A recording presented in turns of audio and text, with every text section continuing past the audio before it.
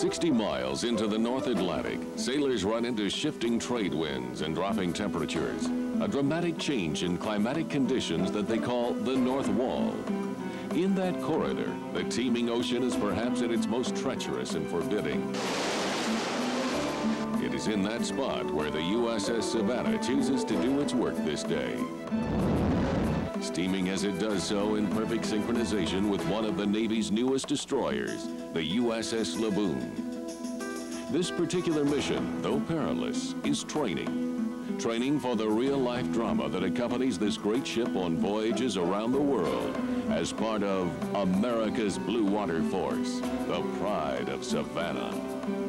The USS Savannah AOR-4 is an oiler, a fleet replenishment oiler to be exact. Now, an oiler is certainly not as glamorous as a carrier or a cruiser or a destroyer, but what the Savannah lacks in glamour is more than made up for in function and importance. She and her sister replenishment and supply vessels are the very lifeline of the fleet, carrying hundreds of tons of food, supplies, fuel, and ammunition to our fighting ships at sea, and by so doing, sustaining the forward presence of the Navy's fleet around the world.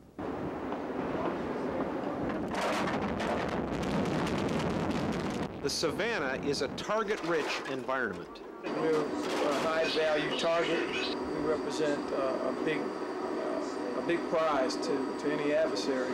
With over $20 million in cargo, fuel, and ammunition aboard, destruction of the Savannah could bring the entire battle group to a halt. From missiles to bombs, every weapon man-made, believe it or not, this ship is configured to carry. In addition to the almost 7 million gallons of fuel that we carry for aircraft and ships, we also load 600 tons of ammunition and in the vicinity of 200 tons of foodstuffs and other material that's required by Navy ships to sustain their operations afloat. The gals in control, this is USS Savannah, over. Never designed to be nor configured as an offensive vessel, the Savannah must rely primarily on other surface ships and the air wing for its defense. If under missile attack, however, a couple of special weapons stand ready to protect the ship. The Sea Sparrow missile system. So the missile is semi-active homing. It uses our beam, our radar beam, and the return off of the target to guide it right into the missile. It's basically just our first line of defense, and CWIS would be our second. The Phalanx Mark 15 Close-In Weapons System, or CWIS. It fires 3,000 rounds per minute, holds about 989 rounds. And for real close encounters, there are a handful of strategically placed machine guns. What's the Laboon's course and speed? Key to both the defense of the ship and its performance at sea is this room, the Combat Information Center. We act as the eyes, the ears, and the mouthpiece for the ship. We collect, gather information, analyze it, disseminate it. The Combat Information Center is a clearinghouse for data, from tactical to weather-related. It gives us a surface picture. So even though we're not looking out of windows, we can tell what's going on in the immediate ocean that we're in. From this communications hub, intelligence is relayed to the captain. Based on that information, he will make the final decision. Battles with enemies or elements are won or lost. Boats, explosion, port side. Underwater explosion, port side. The dangers of wind and weaponry are multiplied at sea. We carry approximately 400 tons of ammunition, and that's everything from Tomahawk missiles to air-to-air missiles, cluster bombs, you name it. And having a fire up above an ammunition magazine is not where I'd want to be. Right over here in this corner area, okay guys, what are you going to do? To prepare for scores of potential disasters, When you're out here, you can't call the fire department. the crew of Savannah trains relentlessly and without exception. The Navy makes damage control what they call an all-hands effort. Come on, let's stand there for it. Get over there, hose. Anything can cause a fire. The one thing can lead to another. It's really easy. Their life depends on it, and not just theirs, but other people. Below deck, thick smoke, low visibility, and confusion are the rule. But even in this terrifying setting, with enough practice, with enough drills, in most instances, the damage can be contained. Do it enough, then you become prone to start thinking alike. Other than that, that was fine.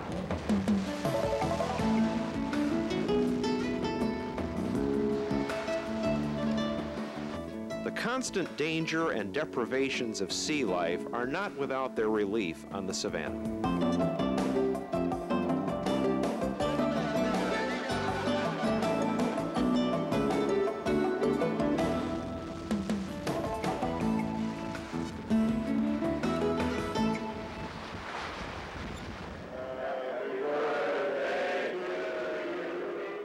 Events like this monthly celebration of the crew's birthdays make separation from home and family a little easier to bear. And believe it or not, a steak and a handshake can sometimes be the difference in the performance of a sailor, a fact that has not escaped the attention of the Savannah's commanding officer. Commanding officer's primary, aside from accountability and responsibility for the command, which is absolute and total, is morale. But birthday parties are not what ships are for, especially this ship. Anything that another ship could use, we carry it. This ship's mission is to resupply the other ships of the battle group with everything from fuel to ammunition. They can fight for a few weeks, but then comes back down to it, they're going to have to come back to see us again. The logistics of replenishment are carefully choreographed. 160 feet is the optimum distance between vessels. 12 to 15 knots the optimum speed. Faster speeds make it tougher to react to problems. Slower speeds mean that it's harder to control the vessels. Such considerations are paramount when the two steaming ships grapple with synchronization in the Atlantic's constantly changing conditions. When the ship gets alongside, they try to match speed alongside us and get a good station. And we'll signal to that ship, okay, one whistle, we're preparing to shoot. And when they have everybody under cover and they're ready for us to shoot, they'll give us 2 whistle signals. That means they're clear and they're ready to receive the shot line. Once the two ships are connected, it becomes possible to perform Savannah's vital duty, to pump fuel at the rate of 3,000 gallons a minute and deliver essential cargo. Aircraft carriers, they're big customers with us. When they come alongside, they want anywhere from 1.5 million to 2 million gallons of fuel. But how the cargo is delivered is another matter. There's 2 avenues of actually delivering ammunition to a ship. One is CONREP, which you've seen yesterday, and the other one is VERTREP. VERTREP is the acronym, what I mean by vertical replenishment at sea. Actually having the ammunition placed on the flight deck with the ordnance hangar equipment attached to the helo and having it lifted to the other ship. Night replenishments are the toughest. To the complications of wind and sea is added darkness. Being aware already, we got about like 30 knots of wind down here. So. But even in the daytime, the dangers are real, and a healthy respect for the unknowns of the ocean ever present. Probably most obvious is the risk of a collision at sea. We're operating in the vicinity of the north wall of the Gulf Stream, which, if you cross it during certain conditions, can produce heading changes in ships that are completely unexpected. Additionally, the high tension between the replenishment rigs and the cables, the high lines and the span wires between the ships produce forces that the helmsman must compensate for to reduce the risk of a collision at sea. All right, mark 'em. On deck during replenishment, the risks are everywhere. Somebody get caught up in the bight of the line, they get pulled over the side, and now they're in between 2 ships. And in the case of a man overboard, for this crew, the situation is not hypothetical. One of the guys on the front part of the ship off of the kid had just taken a wave and gotten washed overboard, went right down between the ships, and Those ships turned away, and USS Kidd is the one who recovered him. Wonderful day at sea. From Somalia to Haiti, Savannah has plied her trade and been ever true to her motto, "We serve with pride." When we come back, a visit with the Savannah's commanding officer.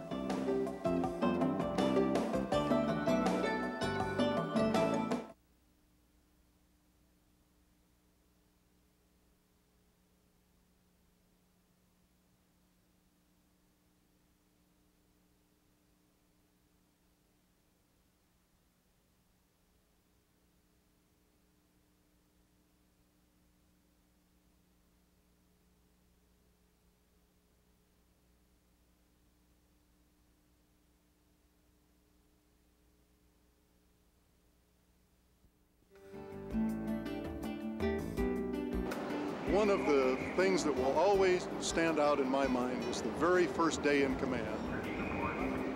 At 6:30 in the morning, I came out to the bridge to see the aircraft carrier USS America plus 8 escort ships lined up behind us, all ready to receive fuel and stores. That amount of power, just awaiting for Savannah. I thought that was a very interesting position to be in, with essentially the entire battle group queued up behind us. Captain Robert Beisel is a native Georgian whose naval career began as an aviator in 1973. As I report to you, air attacks are underway. In 1991, when President Bush authorized Operation Desert Storm against Iraq, Captain Beisel was then commanding officer of the Sunday Punchers, a squadron of Navy A-6 intruder aircraft that flew assault missions against Saddam Hussein's stronghold.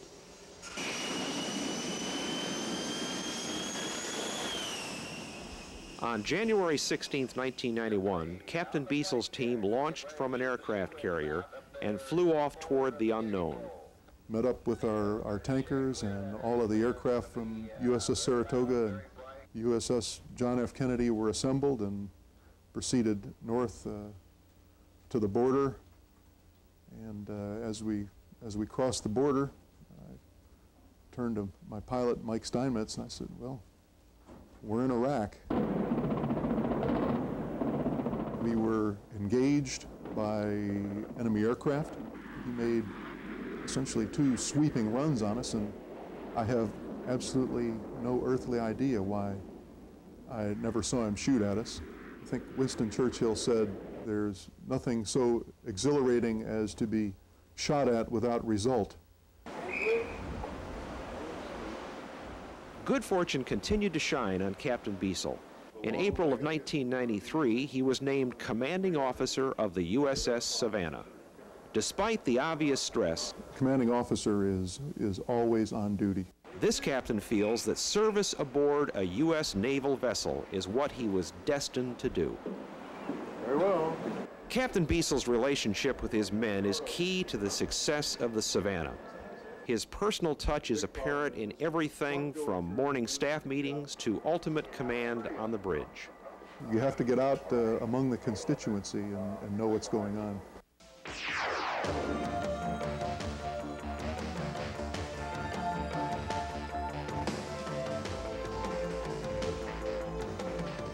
Captain Beisel's dedication, abilities, and performance have now taken him to one of the most coveted assignments in the United States Navy.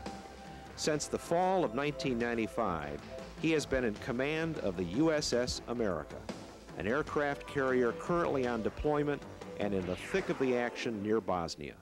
It's been my great fortune to be selected to take command of United States ship America. Doubtless there are days while on deployment when Captain Beisel misses this scene. This is the arrival of the USS Savannah in her namesake city around St. Patrick's Day last year. I must tell you, however, that Bob could not be king, nor could he be the captain of the Savannah if it hadn't been for the Irish Navy.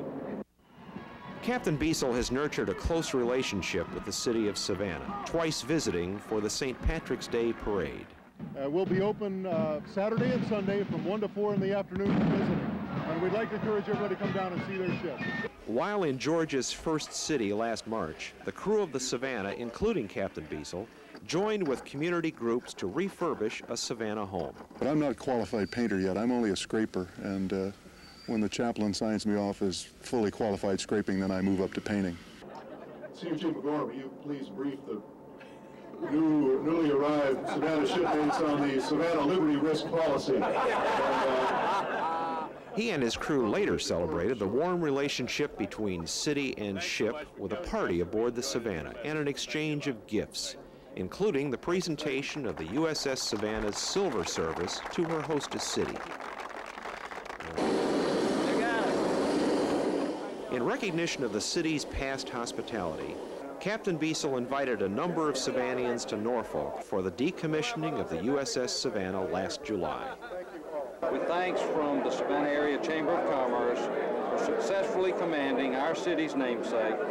I am extremely honored. Members of the city's delegation were warmly received and spoke highly of the relationship between the Navy and Georgia's colonial capital. Well, the Navy has been just great to us. We've made us feel like we were part of the crew almost. I don't know if anyone else was here when we commissioned it.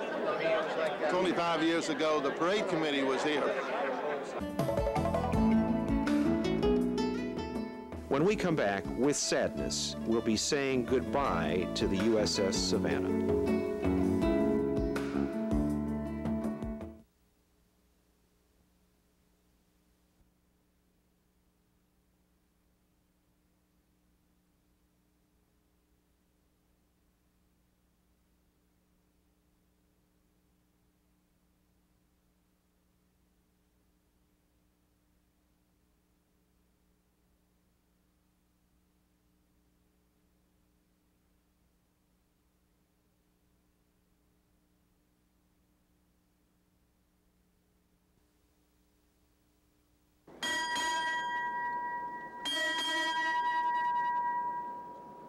Savannah, returning.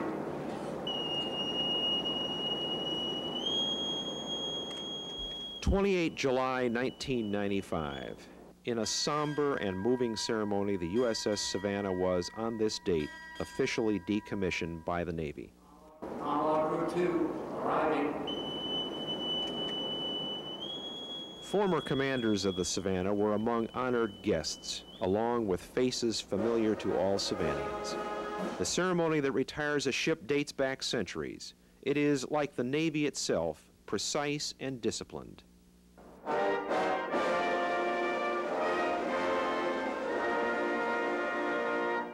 That had to be my proudest moment, was when I heard that song. And I was like, what I do is worth it. Being separated from my wife, these long periods of separation, it's worth it. After addresses by the captain and distinguished guests, the crew assembled aboard the ship for the final time.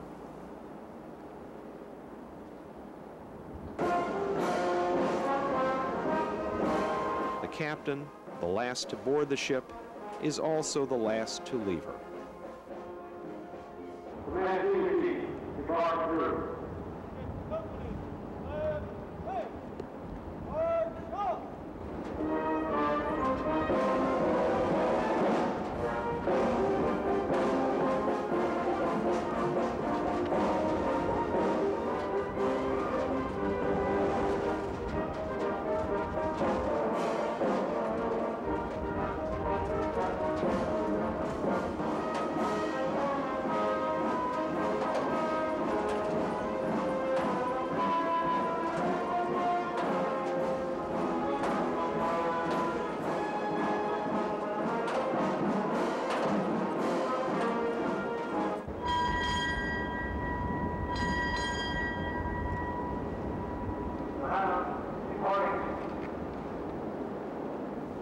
With a crisp salute to the orders, Savannah departing, the commanding officer descends and passes his assembled sailors.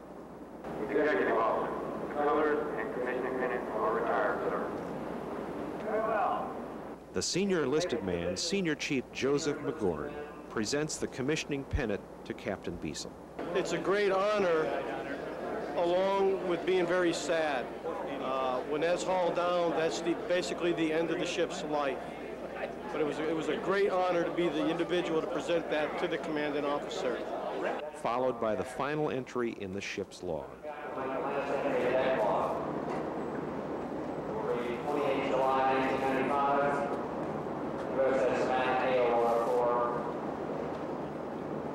decommissioned and deck log closed. In every mind at the ceremony, there is an accounting going on, an accounting of what the Savannah has meant. You've represented the city of Savannah. You've carried the name of the city of Savannah to all parts of the world and influenced and basically shown your stuff to different cultures, different peoples, and it's kind of nice to be able to show the city that we've carried the name with pride and with distinction. To watch a crew of 400 young men here mature daily, advance, promote, go on to even better assignments is very fulfilling, more so than anything we've accomplished.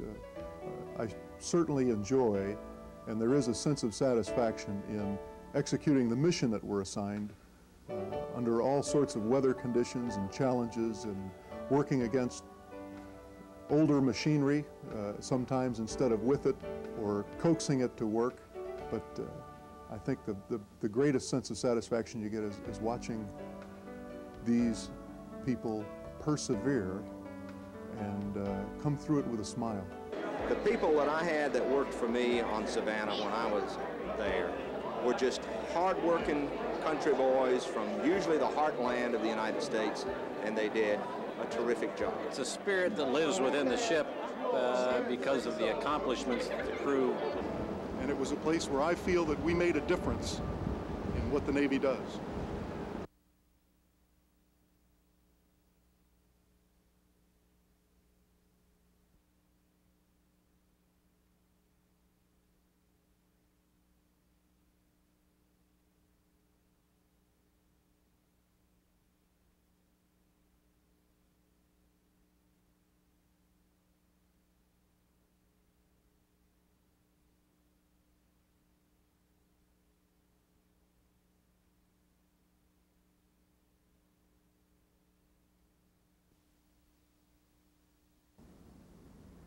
The USS Savannah, commissioned December 5th, 1970, decommissioned July 28th, 1995. Around the world for almost 25 years, this impressive ship has carried our city's name and a laudable goal, to serve with pride. To this fine ship and to the hundreds of officers and crew who have sailed aboard her and looked after her over the years, we say a heartfelt thanks and Godspeed. I'm pretty stoked, I'd have to say. Glad to be out of here, thanks. We love Savannah, Georgia. We did every trip. We serve with pride.